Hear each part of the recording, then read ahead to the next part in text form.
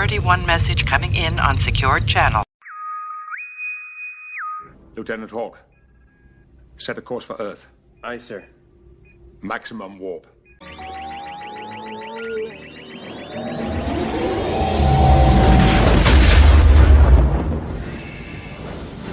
Report!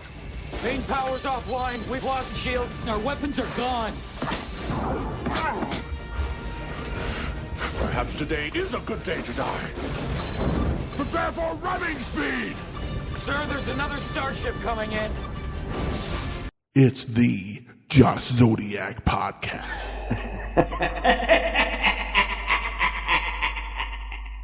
On this special episode of the Josh Zodiac podcast, I will be talking about the results and my picks for WWE Bad Blood. There was a lot of blood shed on this show and a couple of surprises.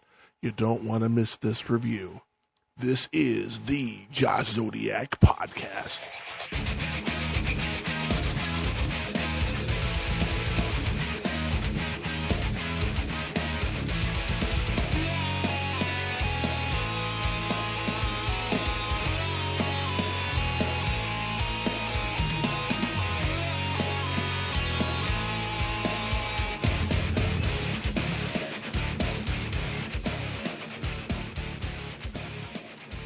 Welcome to a new episode of the Josh Zodiac podcast.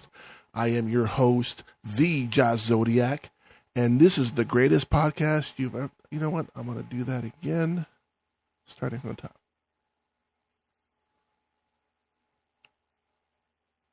Hello, everyone, and welcome to the greatest podcast you've never heard of. That is, of course, the Josh Zodiac podcast, a podcast about wrestling, pop culture, movies, music, and whatever the fuck I want to talk about, since it's my fucking show.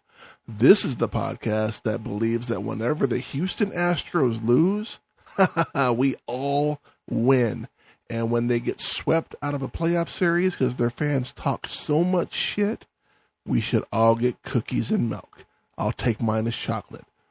Again, I am your host, the Josh Zodiac, and today we will be talking about my predictions and the results of WWE Bad Blood, which went down last night.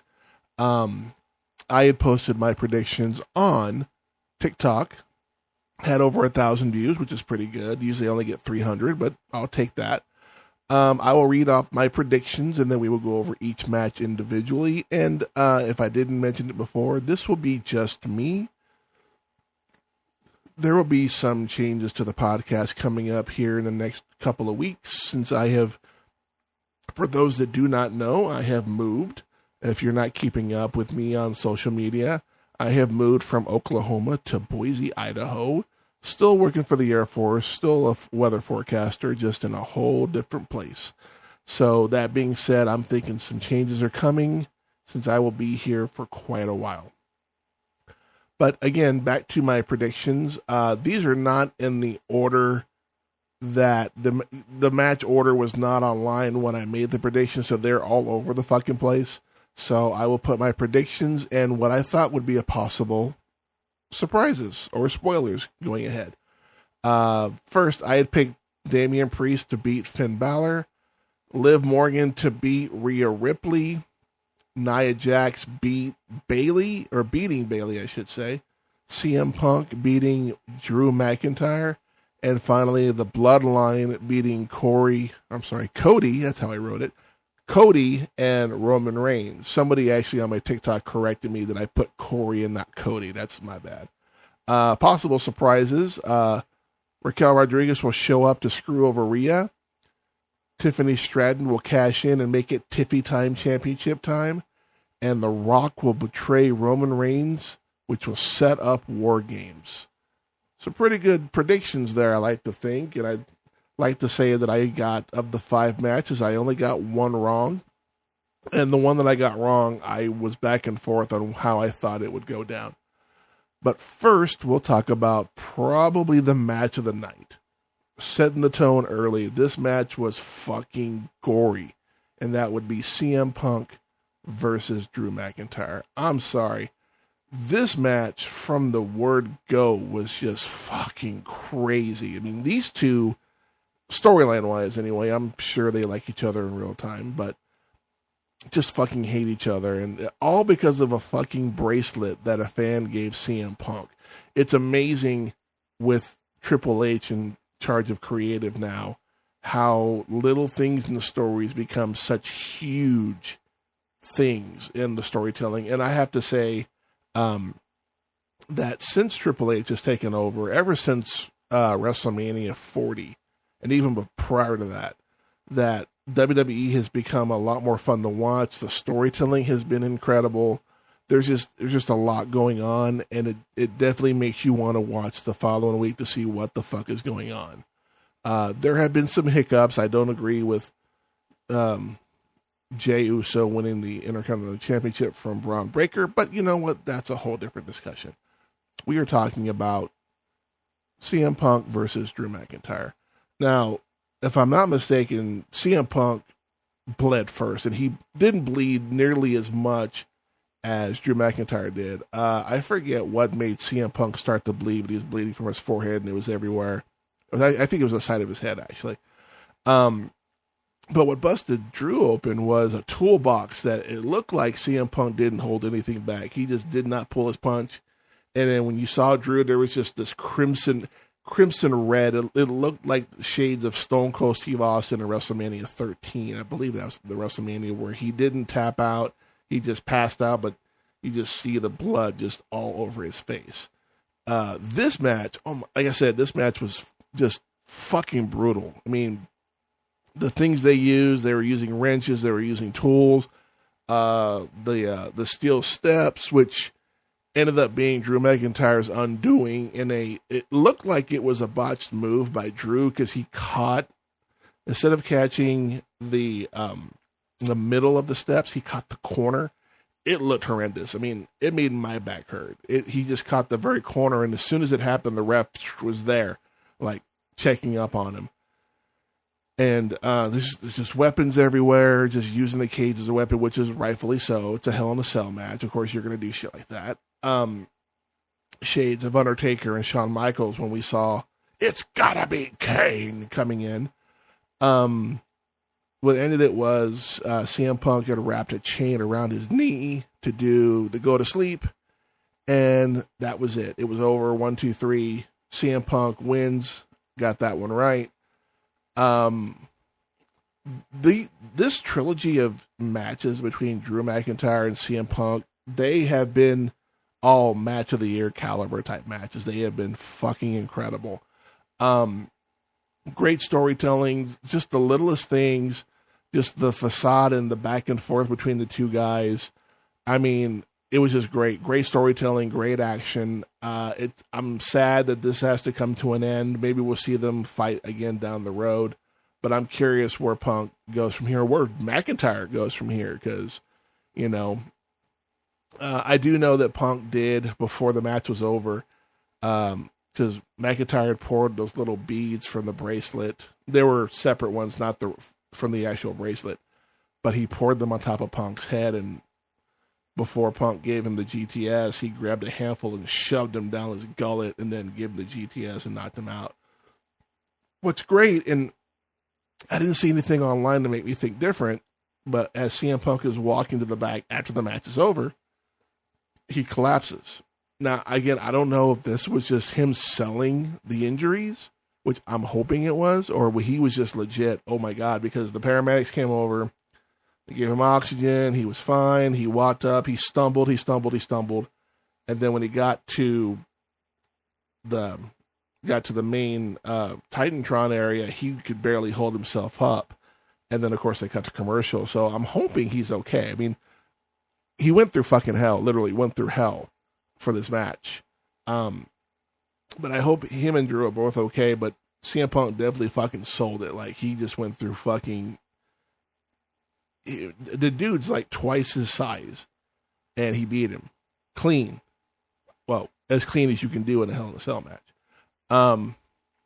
That being said, we will move on to the next match. Oh, hold on.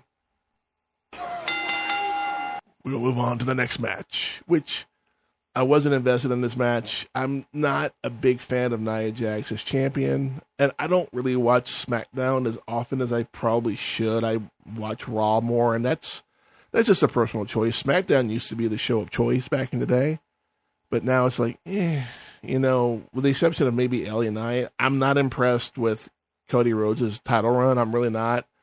I think Damian Priest had a much better story. Obviously, he didn't hold it as long as he should have, but you know what? That's all story. But like I said, going to Nia Jax versus Bayley for the WWE Women's Championship match. And again, I picked Nia to win this match. It was a lot of Nia early. It was just, Nia is such a big female. She's like 2-3 times as much as Bayley. Except for that Bayley got a nice ass. But I digress. Back and forth thereafter. Like I said, the very beginning, it was just all Nia. And then Bayley got in some offense. And then there was, I forget what happened, but something happened to where they were both on the deck. And then you hear Tiffany Stratton's music hit, and there's no ref with her. She's just running out by herself with the Money in the Bank contract briefcase.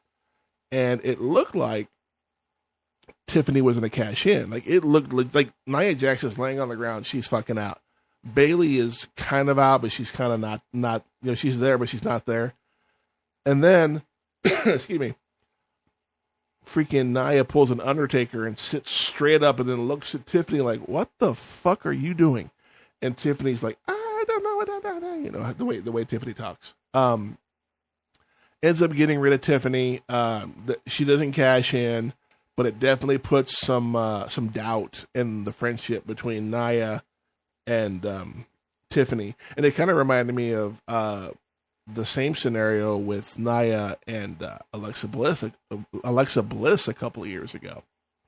I know that Bayley did put Nia in a fucking Samoan drop, which is impressive, and tried to powerbomb her a couple of times, but just couldn't get it. But at the end of the day, Nia ended up beating Bayley. But like I said, it definitely put some doubt into the friendship between Nia and Tiffany. And I was hoping for a cash in. I didn't get it. So one of my surprises did not come true. It's going to come. I have a feeling Tiffany, at some point in the near future, hopefully soon, she's going to cash in on Nia and pretty much solidify that face turn. Because she's kind of a heel now. Because, Nia's the queen and she's a bitch and acting the way she does. So I'm hoping, part of me was hoping that just to fuck with Nia, that Bayley beats Nia. It just puts Bayley through hell. And then Tiffany comes out, cashes in, and takes the belt from Bayley. And the belt transitions from Nia to Bayley to Tiffany in one night. That, to me, would have been best for business. That would have been crazy, because now you have Nia, who's just the queen of the ring, and you've got Tiffany, who's the champion. To me, that would have been great, but then where do you go from there? So this is pretty much an ongoing thing between Nia and Tiffany for that Money in the Bank contract. So, all right, we'll move on to the next match. We had Damian Priest versus Finn Balor. This match I was heavily invested in because, we've all have had somebody who we thought was a close friend that did something really fucking stupid or did something to betray us. Therefore, we're no longer friends. And that, of course, that happened to both Damian Priest and Rhea Ripley at SummerSlam. But the Rhea thing happened at SummerSlam. Actually, no, that's not true. They both lost, both Damian and Rhea. I take that back. That was the night that Finn Balor screwed over Damian to put the belt on Gunther. But anyway, this match was heated from the word go. Just these two just beating the living shit out of each other. And I won't go to too many details, and I tried not to because I didn't take notes. I just wanted to watch it and enjoy it. And, everybody else is watching it too. I understand not everybody watches it, or some people are not as invested as others.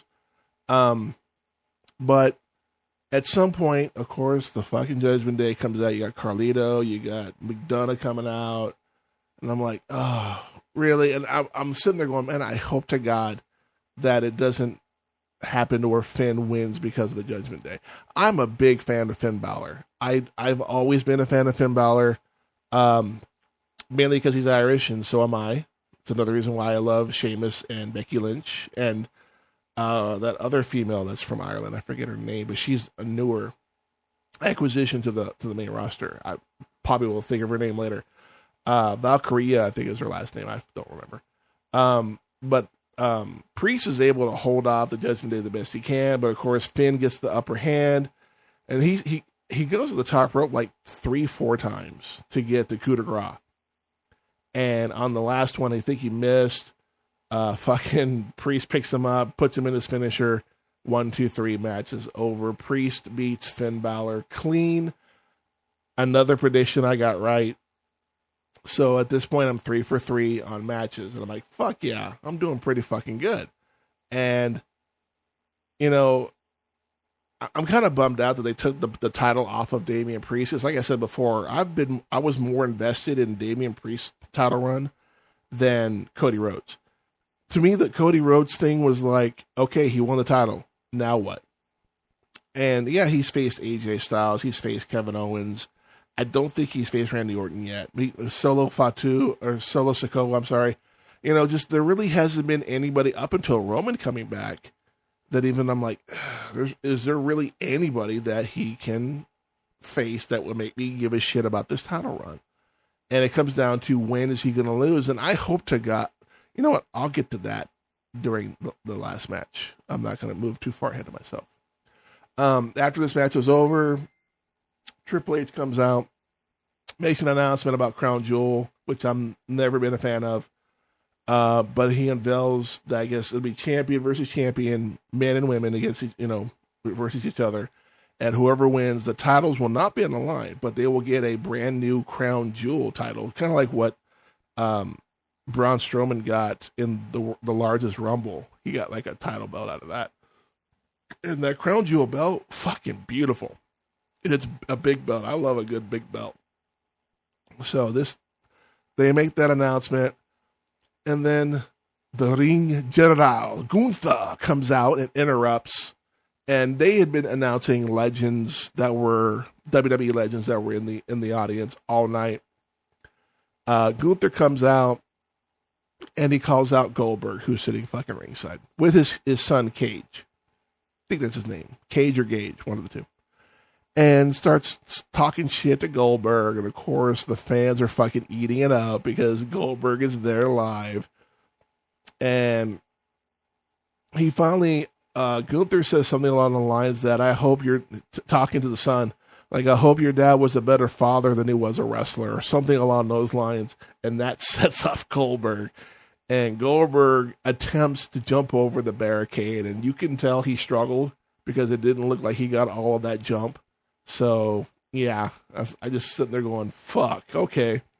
Goldberg, and Gunther had called Goldberg a one-trick pony. I laughed so fucking hard at that because it's fucking true.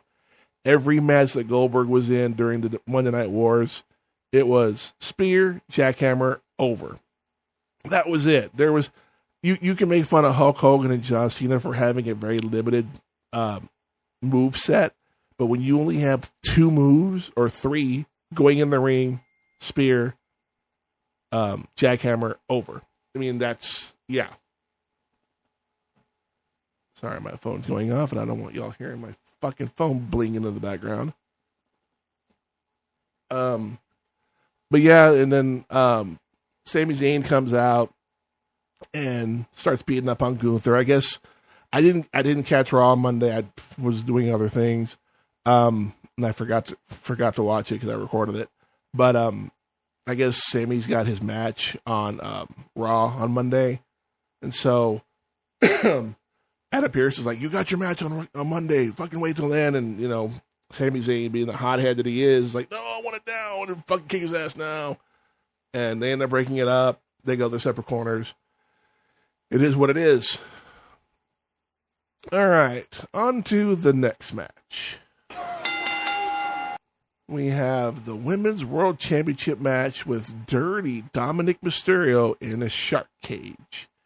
We have Liv Morgan versus Rhea Ripley. And again, Dirty Dom Mysterio, once again behind bars in a shark cage.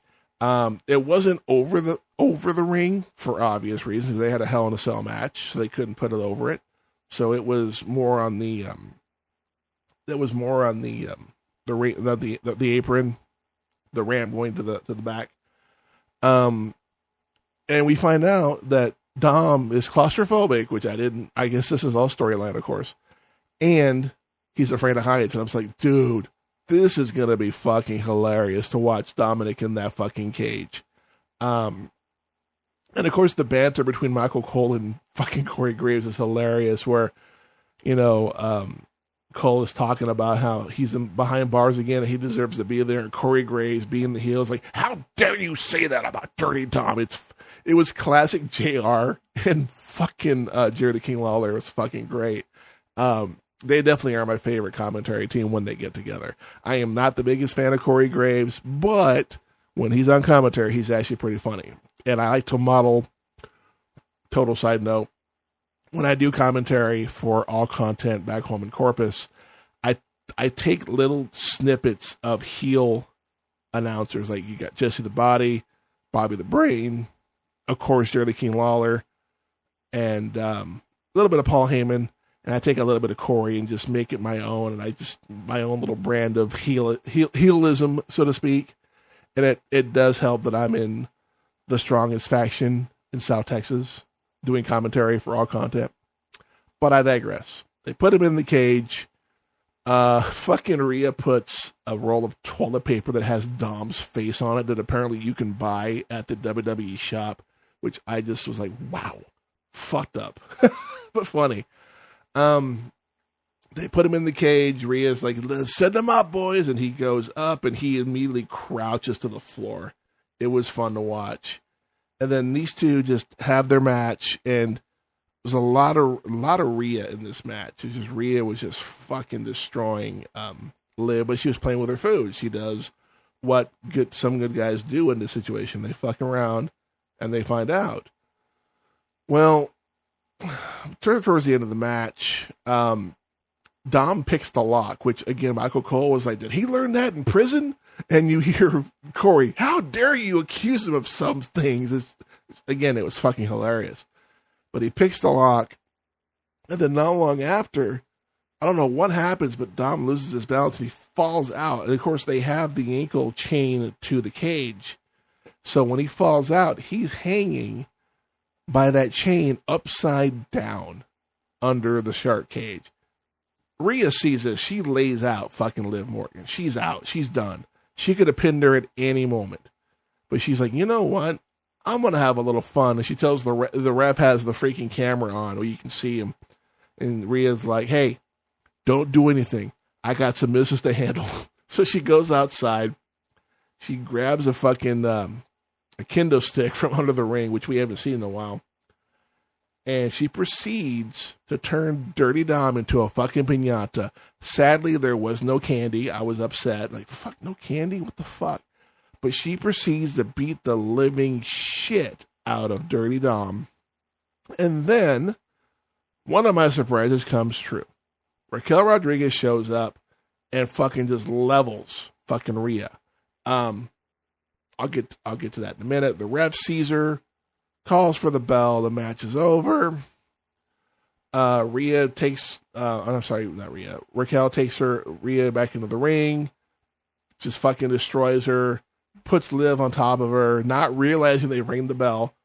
And the match is over. So, I kept this as a check mark because I was going to put an X on this one, but I kept it the way it was because the original plan for this was the ref wasn't supposed to see Raquel come out. Raquel came out early. It happens. She came out early. The ref saw her, and the ref definitely was like, yeah, you can't do that. You know, he doesn't want to insult the intelligence of the WWE Universe. Calls for the bell. Freaking Raquel wasn't paying attention. still did what she was supposed to do. They have their thing. So I kept it as a check mark because had they gone through with it, I would have been right. I am right on a technicality. Fuck you if you don't agree. Technicality, I'll fucking take it all fucking day. So again, freaking Morgan beats Rhea Ripley. There may be another female in the Judgment Day now that Raquel took over, and Rhea's not making any friends. She pissed off a lot of people on the way to the top for that championship. So I kind of feel like she got her just desserts. Again, I was more invested in this match than the other women's match, just because I'm not a fan of Nia. I love Bayley to death, I do. But I kind of want to see somebody else go for the title.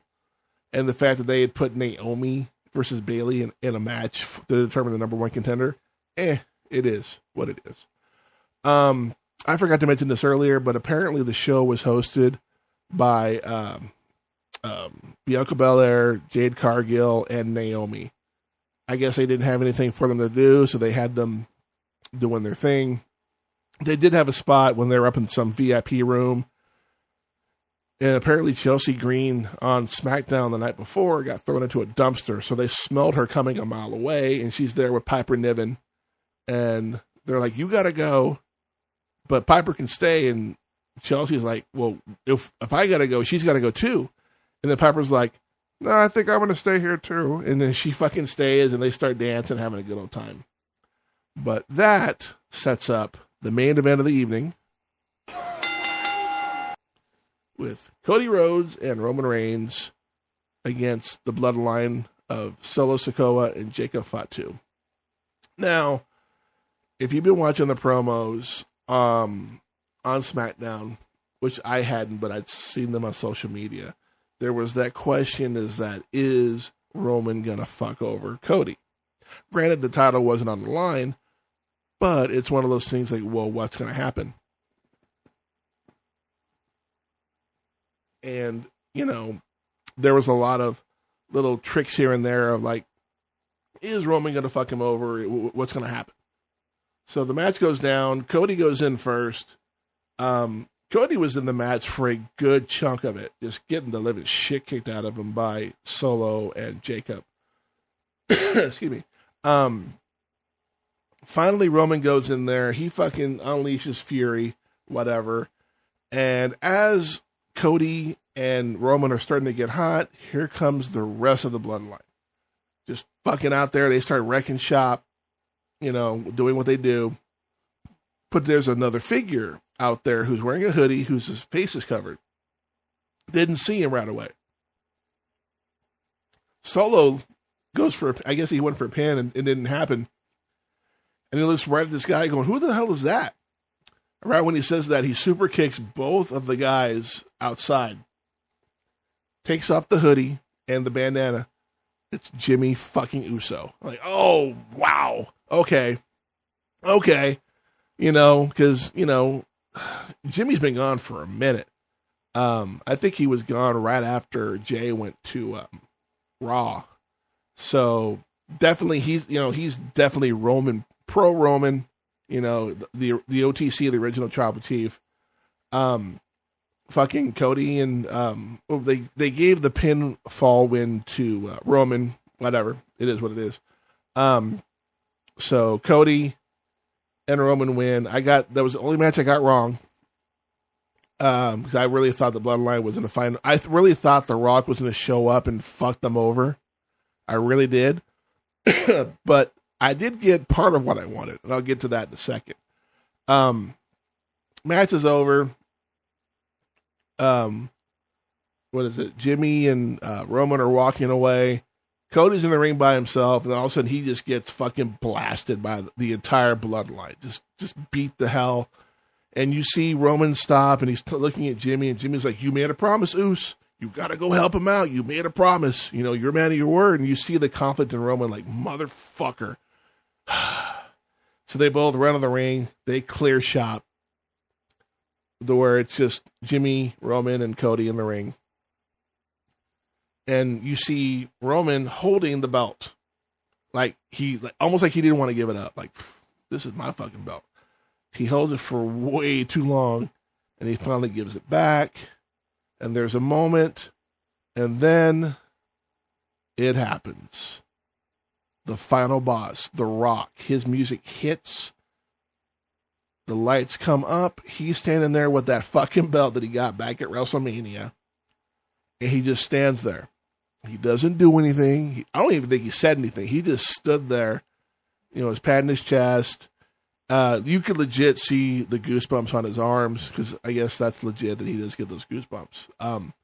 But he just stands there, looks in the ring, got the glasses on, and after a little bit, he just turns around and he walks in the back. And you're sitting there like, okay, what the fuck just happened? So I gave that possible surprise an X and a check mark, because Rock didn't betray Roman Reigns to set up War Games.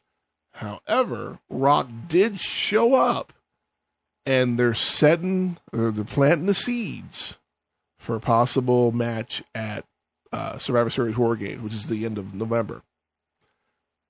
I'm curious how this is going to play out, because I don't think Cody even has a leg to stand on in this particular feud.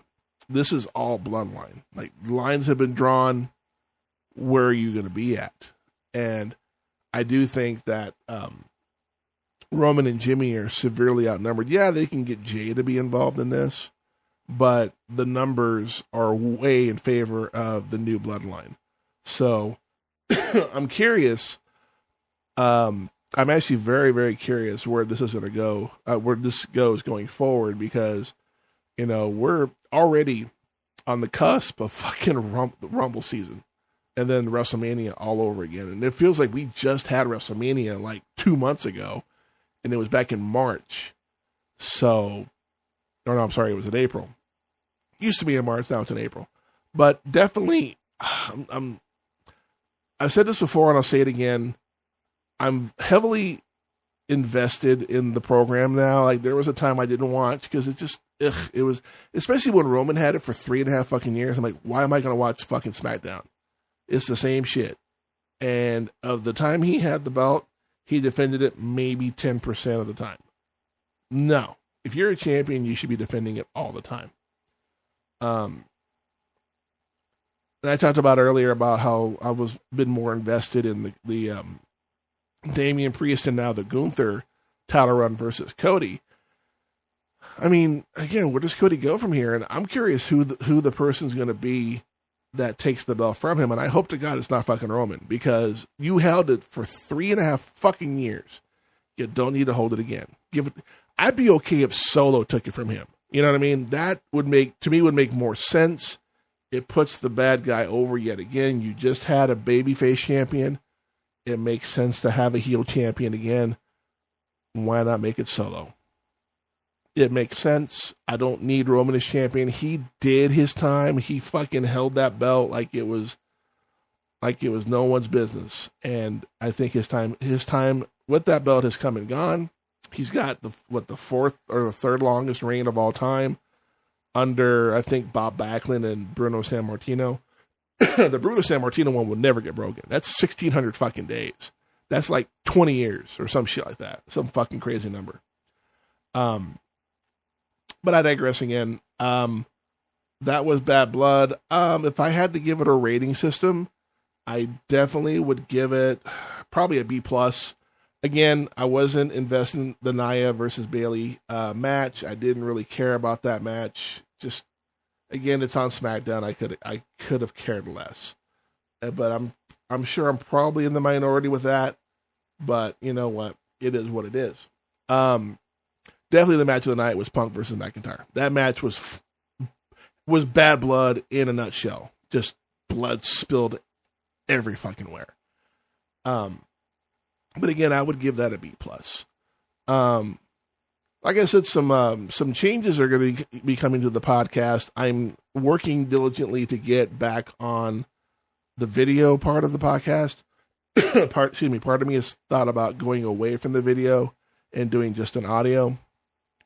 Or maybe just doing video when I have guests on. I don't know. I'm still up in the air about a lot of things. And I definitely get more views on YouTube than I do on all the other podcast websites out there. So that's also, food for thought as well. But once they are made, you will be made aware of it. I do want to thank you for joining me for this review of WWE Bad Blood. If you want to follow me on social media, you can find me on TikTok and Facebook. Just search up The Josh Zodiac Podcast. The same for X, formerly known as Twitter. But there you can find me at Josh Zodiac Pod, not podcast. Character limitations. If you want to follow me or follow the podcast on multiple platforms besides just whatever you're listening to me on now, you can find the Josh Zodiac Podcast on Spotify, Amazon Music, iHeartRadio, and Apple Podcasts, and that's just for the audio version. If you want the video version, which I'm hoping will come back soon, and I still put the audio on there as well, you can search up YouTube for the video version of the Josh Zodiac Podcast. Also, if you have a topic you want to hear about, you have a question, or you just want to send a message to me, want to say hi, I definitely will give you a shout out on the show the next time I record. You can email the show at thejoshzodiacpodcast@gmail.com. I really don't get a whole lot of email on there except for spam, but, I'm looking forward to getting some email from you guys. I definitely want to be more engaged in the audience as I still try to find it.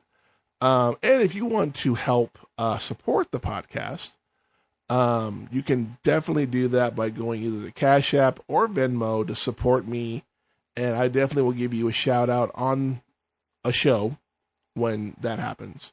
On CashApp, you can find me at $Josh Zodiac, or on Venmo, just at Josh Zodiac. Again, it is appreciated, and you will get a shout-out on the show, and that's Scout's honor, even though I was never a fucking Boy Scout. And this will conclude this particular episode of the Josh Zodiac Podcast. I want to thank you for joining me on this adventure, and I hope to see you, or I fucked up, that's all right. I do not edit this podcast, by the way. I do not edit, so you're going to get that live. I do thank you for joining me on this adventure, and I hope to see you the next time I drop an episode. Until then, I am the Josh Zodiac. This is the Josh Zodiac Podcast. May the Force be with you. Get down on your knees and tell me you love me.